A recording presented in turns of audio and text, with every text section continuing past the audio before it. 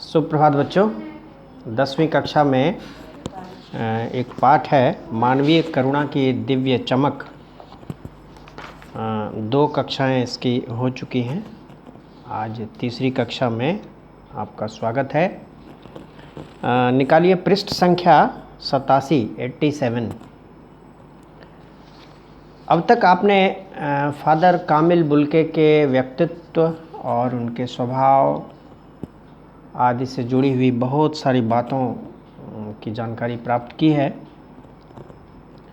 यह भी जाना है कि एक विदेशी मूल के व्यक्ति होते हुए भी, ईसाई धर्म के प्रचारक होते हुए भी, वे भारत के राम कथा के एक बड़े विद्वान माने जाते हैं। राम कथा उत्पत्ति और विकास, तुलसी साहित्य का गहन अध्ययन उन्होंने किया था और राम कथा का कहाँ से उद्भव हुआ है, न केवल हिंदी बल्कि संस्कृत साहित्य में भी उनकी बहुत गहराई से उनका अध्ययन था। सेंट जेवियर्स कॉलेज रांची में वे हिंदी और संस्कृत विभाग के अध्यक्ष भी रहे। हिंदी में उनका जो वर्तमान समय में जो बहुत बड़ा योगदान कहा जा सकता है, वह अंग्रेजी हिंदी शब्दकोश के रूप में आज भी आपके हाथों में होगा। आपकी लाइब्रेरी में वो पुस्तक है, वो शब्दकोश आप देखेंगे। उसमें एक बात मैं और बता दूं आपको, उसकी भूमिका में फादर कामिल बुल्के ने खुद लिखा है, अपने एक प्रिय विद्यार्थी के योगदान की चर्चा की है। उनके बड़े प्रिय विद्यार्थी रहे जो उस शब्दकोश के निर्माण में जिन्होंने उनकी मदद की, उनका नाम था श्री दिनेश्वर प्रसाद। आप देखेंगे, अभी भी उनकी भूमिका आपको पढ़ेंगे आप, लाइब्रेरी में वो पुस्तक है, आप देख करके उसको देख सकते हैं अपनी आँखों से। उसमें लिखा है, मैं अपने सबसे प्रिय छात्र दिनेश्वर प्रसाद का भी आभार व्यक्त करता हूँ जिन्होंने इस कार्य में मेरी मदद की है। और वही दिनेश्वर प्रसाद बाद में आगे चल करके रांची विश्वविद्यालय के हिंदी के विभाग अध्यक्ष भी रहे। तो ये आपके पाठ से संबंधित बात तो ज़रूर है, लेकिन उससे थोड़ा अलग है। आइए देखते हैं अब फादर कामिल बुल्के के व्यक्तित्व के बारे में और क्या क्या लेखक की मान्यता है। फादर बुल्के संकल्प से सन्यासी थे। कभी कभी लगता है वह मन से सन्यासी नहीं थे। 2 बातें हैं, एक संकल्प और दूसरा मन। मन मनुष्य का एक स्वाभाविक मन जो है, मनुष्य की एक स्वाभाविक प्रवृत्ति है। मन से ही मनुष्य बना है। मन मतलब जो हमारे अंदर जो स्वाभाविक रूप से हमारे विचारों में आता है, उसको हम मन कहते हैं। अभी क्लास में बैठे हैं, खेलने का मन कर सकता है,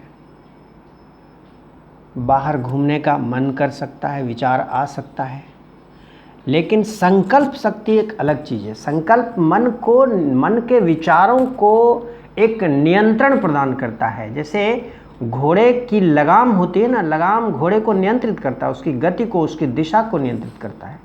ठीक वैसे ही संकल्प जो है हमारे मन को नियंत्रित करता है। मन के विचारों को वह एक प्रकार से एक नियंत्रण में रखता है। ठीक, जैसे आपका मन अभी हो सकता है बाहर खेलने का, लेकिन संकल्प है कि नहीं अभी पढ़ना है, ये संकल्प है ना। तो मन के विचारों को नियंत्रित करने का एक जो नियंत्रण, इसकी जो एक नियंत्रण प्रणाली है, उसको संकल्प कहते हैं। तो फादर कामिल बुल्के संकल्प से सन्यासी थे। उन्होंने संकल्प लिया था अपने जीवन को धर्मार्थ समर्पित करने का। सन्यासी यही तो करते हैं, लेकिन मन से वे सन्यासी नहीं थे। कैसे पता चला ये? क्योंकि जो सन्यासी होता है वो पारिवारिक सामाजिक संबंधों में विश्वास नहीं करता, लेकिन ये पारिवारिक और सामाजिक संबंध भी निभाते थे, दोस्ती निभाते थे, लोगों को स्नेह प्रेम देना, सुख दुख में शरीक होना, सहानुभूति के 2 शब्द, उत्साह बढ़ाने के 2 शब्द,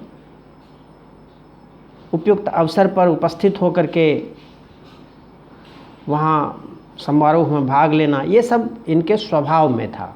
तो यह विचारों से सन्यासी नहीं थे, संकल्प से सन्यासी थे। ठीक है, अंतर समझ में आया? फादर कामिल बुल्के संकल्प से सन्यासी नहीं थे। कभी कभी लगता है वह मन से फादर बुल्के संकल्प से सन्यासी थे, ये सच्चाई है। और अब लेखक अपना विचार रख रहा है, कभी कभी लगता है, लेखक को लग रहा है कि वह मन से सन्यासी नहीं थे। रिश्ता बनाते थे तो तोड़ते नहीं थे। 10 साल बाद मिलने के बाद भी उसकी गंध महसूस होती थी। वह जब भी दिल्ली आते जरूर मिलते, खोज कर, समय निकाल कर, गर्मी सर्दी बरसात झेल कर मिलते, चाहे 2 मिनट के लिए ही सही। यह कौन सन्यासी करता है? यानी सांसारिक रिश्तों को निभाना यह उनके स्वभाव में था। संकल्प से वह सन्यासी थे, लेकिन स्वभाव से वे एक बिल्कुल सांसारिक संबंधों को निभाने वाले व्यक्ति थे। उनकी चिंता हिंदी को राष्ट्रभाषा के रूप में देखने की थी। हर मंच से इसकी तकलीफ बयान करते, इसके लिए अकाट्य तर्क देते। एक मूल रूप से अहिंदी भाषी आदमी हिंदी को राष्ट्रभाषा के रूप में प्रतिष्ठित करने के लिए अपने तर्क देते। बस इसी एक सवाल पर उन्हें झुंझलाते देखा है, और हिंदी वालों द्वारा ही हिंदी की उपेक्षा पर दुख करते उन्हें पाया है। ये बड़ा कटु सत्य है कि हिंदी को आज राष्ट्रभाषा का दर्जा नहीं मिल पाया है, तो उसका कारण यही है कि हिंदी भाषियों द्वारा ही हिंदी का विरोध यदि नहीं तो कम से कम महत्व तो नहीं दिया जाता है। ये सच्चाई है। घर परिवार के बारे में, निजी दुख तकलीफ के बारे में पूछना उनका स्वभाव था, और बड़े से बड़े दुख में उनके मुख से सांत्वना के जादू भरे 2 शब्द सुनना एक ऐसी रोशनी से भर देता था जो किसी गहरी तपस्या से जन्मती है। मनुष्य जब अपने जीवन को तपस्या से पवित्र करता है, शुद्ध करता है, तपाता है, तो उसकी वाणी में एक प्रभाव पैदा होता है, एक जादू पैदा हो जाता है, एक असर डालती है उसकी वाणी, उसकी बातें। कुछ ऐसा ही फादर के व्यक्तित्व में हो गया था। हर मौत दिखाती है जीवन को नई राह। मुझे अपनी पत्नी और पुत्र की मृत्यु याद आ रही है, और फादर के शब्दों से झरती विरल शांति भी। पारिवारिक जीवन है तो कभी खुशियां होती हैं तो कभी शोक का भी माहौल होता है, और दोनों ही अवसरों पर जो अपने लोग होते हैं, सगे संबंधी होते हैं, वे जुटते हैं, खुशियां बांटते हैं और शोक भी बांटते हैं। शोक के अवसर पर लोग सहानुभूति के 2 शब्द कहते हैं, खुशियों के अवसर पर बधाइयाँ देते हैं, खुशियाँ मनाते हैं, नाचते गाते हैं। ये स्वाभाविक है।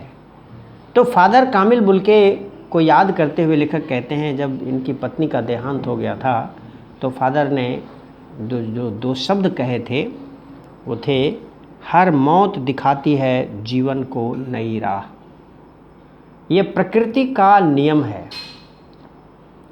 आदमी अपने स्वभाव से कष्ट होने पर विचलित होता ही है, इसमें कुछ भी आश्चर्यजनक नहीं है, लेकिन प्रकृति का भी एक निश्चित विधान है। कष्ट भी प्रकृति ही देती है, सुख भी प्रकृति ही देती है। ये नियम है प्रकृति का कि जब एक दरवाज़ा हमारे लिए बंद होता है तो दूसरा खुला भी रहता है। प्रकृति हमारे लिए एक दरवाजे बंद करती है तो उसके बदले कोई दूसरा दरवाज़ा खोल देती है। इंसान को इस विश्वास पर जीना चाहिए कि एक दरवाज़ा बंद हुआ, दूसरा ज़रूर खुला होगा, और उसे ही ढूंढने का प्रयास करना चाहिए। हर मृत्यु जीवन को एक नई राह दिखाती है। यह शब्द फादर कामिल बुल्के ने लेखक को उनकी पत्नी की मृत्यु के बाद सांत्वना के लिए कहे थे। और इन शब्दों में जीवन की बहुत बड़ी सच्चाई है। मनुष्य के जीवन में जन्म और मृत्यु दोनों स्वाभाविक है। जन्म के अवसर पर खुशियां मनाई जाती हैं, मृत्यु के अवसर पर शोक मनाया जाता है। यह मानव स्वभाव है। लेकिन मृत्यु भी उतना ही आवश्यक है, उतना ही स्वाभाविक है जितना जन्म। और लेखक कहता है कि मृत्यु यानी जीवन को नया रास्ता दिखाने का संकेत। व्यक्ति कोई भी अमृत पीकर नहीं आया, उसे मरना है। तो हर व्यक्ति का मरण, उसकी मृत्यु, उसकी मौत जीवन को नए रास्ते दिखाने के लिए आती है। ये सच्चाई है। आज वह नहीं है। दिल्ली में बीमार रहे और पता नहीं चला। बाहें खोलकर इस बार उन्होंने गले नहीं लगाया। जब देखा तब वे बाहें दोनों हाथों की सूजी उंगलियों को उलझाए ताबूत में जिस्म पर पड़ी थी। जो शांति बरसती थी वह चेहरे पर स्थिर थी। तरलता जम गई थी। वह 18 अगस्त 1982 की सुबह 10 बजे का समय था। दिल्ली में कश्मीरी गेट के निकलसन कब्रगाह में उनका ताबूत एक छोटी सी नीली गाड़ी में से उतारा गया। कुछ पादरी, रघुवंश जी का बेटा और उनके परिजन राजेश्वर सिंह उसे उतार रहे थे। फिर उसे उठाकर एक लंबी संकरी उदास पेड़ों की घनी छांव वाली सड़क से कब्रगाह के आखिरी छोर तक ले जाया गया, जहां धरती की गोद में सुलाने के लिए कब्र अवाक मुंह खोले लेटी थी। ऊपर करील की घनी छां थी और चारों ओर कब्रें और तेज धूप के वृत्त। जैनेंद्र कुमार, विजेंद्र स्नातक, अजित कुमार, डॉक्टर निर्मला जैन और मसीही समुदाय के लोग, पादरीगण, उनके बीच में गैरिक वसन पहने इलाहाबाद के प्रसिद्ध विज्ञान शिक्षक डॉक्टर सत्यप्रकाश और डॉक्टर रघुवंश भी, जो अकेले उस सकरी सड़क की ठंडी उदासी में बहुत पहले से खामोश दुख की किन्हीं अपरिचित आहटों से दबे हुए थे, सिमट आए थे कब्र के चारों तरफ। फादर की देह पहले कब्र के ऊपर लिटाई गई। मसीही विधि से अंतिम संस्कार शुरू हुआ। रांची के फादर पास्कल तोयना के द्वारा उन्होंने हिंदी में मसीही विधि से प्रार्थना की। फिर सेंट जेवियर्स के रेक्टर फादर पास्कल ने उनके जीवन और कर्म पर श्रद्धांजलि अर्पित करते हुए कहा, फादर बुल्के धरती में जा रहे हैं। इस धरती से ऐसे रत्न और पैदा हों। डॉक्टर सत्यप्रकाश ने भी अपनी श्रद्धांजलि में उनके अनुकरणीय जीवन को नमन किया। फिर देह कब्र में उतार दी गई।